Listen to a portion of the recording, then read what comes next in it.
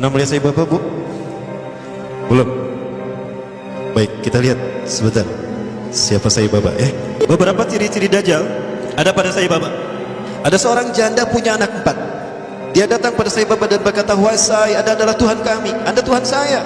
Saya seorang janda sudah 4 tahun ditinggalkan oleh suami saya. Saya punya anak 4, kami miskin saya. Kami ingin merubah hidupnya. Anda adalah Maha Kaya Tuhan kami, tolong kami beri karunia." Saya Bapak hanya menggerakkan tangannya, maka emas keluar dari tangannya. Diberikan pada wanita janda tadi. Saya Bapak berkata begini, "Kamu ragu saya Tuhan kamu? Coba apa yang bisa dilakukan Tuhanmu, saya akan melakukannya." Maka apapun yang diminta oleh Syekh tadi, saya Bapak melakukannya. Maka apa yang terjadi? Syekh tadi menjadi pengikut saya Bapak yang setia.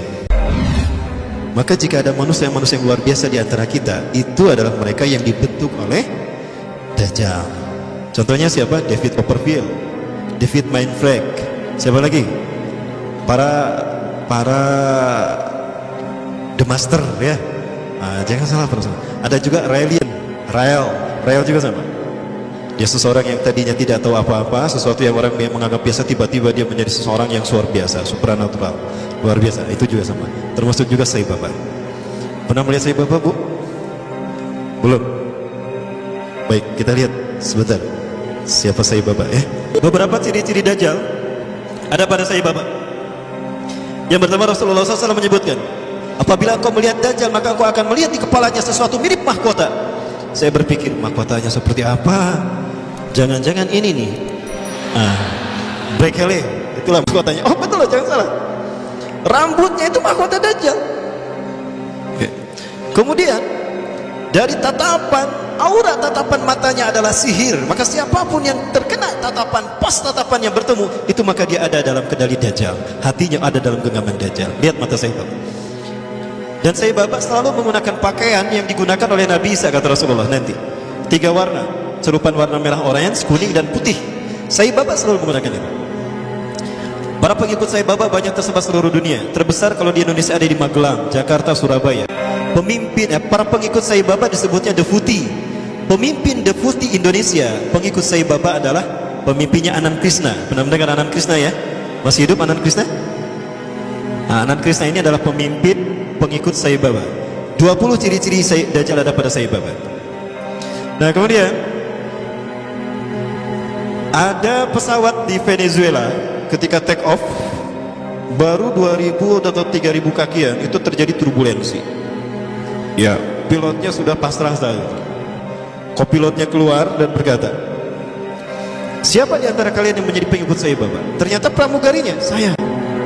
"Cepat berdoa untuk saya Bapak, minta kepadanya agar dia menolong kita." Maka dia kemudian masuk ke ruangan tertentu, dia berdoa kepada saya Bapak, entah gimana doanya. Maka seketika itu pula turbulensi hilang dan pesawat itu normal kembali dan bisa mendarat di tempat tujuan, landing dalam keadaan aman. Nah ini saya Bapak. Berikutnya juga ya, masih terkait saya Bapak. Ada seorang janda punya anak 4. Dia datang pada saya Bapak dan berkata, "Wahai saya, Anda adalah Tuhan kami, Anda Tuhan saya. Saya seorang janda sudah 4 tahun ditinggalkan oleh suami saya. Saya punya anak 4, kami miskin saya. Kami ingin merubah hidupnya. Anda adalah Maha Kaya Tuhan kami, tolong kami beri karunia." Saya Bapak hanya menggerakkan tangannya, maka emas keluar dari tangannya. Diberikan pada wanita janda tadi. Ada seorang syekh dari Arab ingin menghujah saya Bapak. Ingat Rasulullah pernah berkata, ketika kalian melihat Dajjal, lari menjauhinya.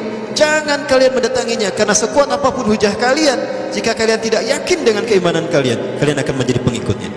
Akan ada seseorang ketika Dajjal muncul, dia datang menghampiri Dajjal. Yahujja bihujatihi, dia menghujah dengan kemampuan pikirnya. Fasara tabi'an lahu haqqa tabi'in. Ternyata dia menjadi pengikut Dajjal yang setia. Ini terjadi pada saya Bapak. Seorang syekh dari Arab Saudi, maaf dari Timur Tengah, saya tidak sebut Arab Saudi ya, keceletot, datang menghampiri saya Bapak. Saya Bapak berkata begini, "Kamu ragu saya Tuhan kamu? Coba apa yang bisa dilakukan Tuhanmu, saya akan melakukannya." Maka apapun yang diminta oleh syekh tadi, saya Bapak melakukannya. Maka apa yang terjadi? Syekh tadi menjadi pengikut saya Bapak yang setia. Baik, kita masih bicara saya Bapak. Penuh sihir kan tatapannya ya? Begitulah Dajjal. Dajjal lebih dahsyat daripada ini. Suatu saat saya Bapak pernah diundang ke Amerika. Sekelompok petinggi militer angkatan darat Amerika kehilangan sebuah dokumen dan yang tahu hanyalah seorang jenderal yang bernama Kanner. Jenderal Kanner ini sudah meninggal. Maka dipanggillah Sai Baba.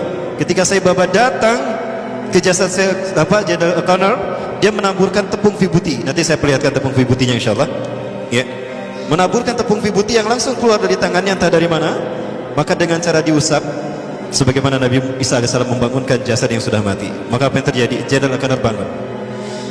Maka ditanya, di mana arsip itu? Oh, arsipnya di sana. Dia pergi, diantar pakai mobil, dibukakan arsipnya. Ketemu arsipnya. Itu jin yang masuk ke dalam tubuh Jenderal Kanner. Kalau Nabi Musa AS menghidupkan yang sudah meninggal dalam kisah sapi betina Al-Baqarah, itu nyata betul-betul hidup. Di mana dipukul dengan sebagian dagingnya kan? Fatribuhu bi ba'diha. Pukul dengan sebagian dagingnya. Itu betul-betul hidup.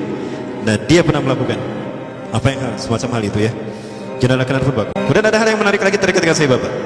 Saya coba perlihatkan tepung vibuti yang dia keluarkan, yang dengannya dia menyembuhkan orang yang buta, ya, menyembuhkan orang yang sudah membangunkan orang yang sudah mati. Tapi sekali lagi ini biiznillah, dengan izin Allah. Allah mengizinkan kepadanya untuk melakukan itu sebagai sebuah istidraj, rangsangan, ya.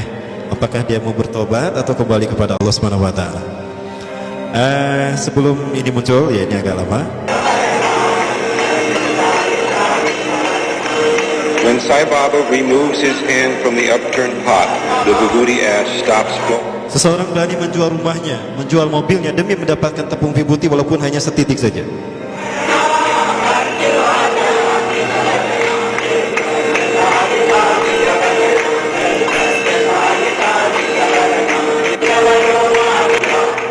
Dapat dilihat tepung itu nggak habis-habisnya. Inilah sihir dia. Nah ini dia ketika mengeluarkan emas. Itu tepung vibuti yang dia keluarkan. Ini ketika masih muda. Rasulullah SAW menyebutkan Samiri atau Dajjal itu dia mandul, tidak suka kepada lawan jenis, dan dia tidak menikah. Termasuk Sai Baba juga sama. Dia ngejomblo seumur hidup. Ya, jadi sudah mati. Baik.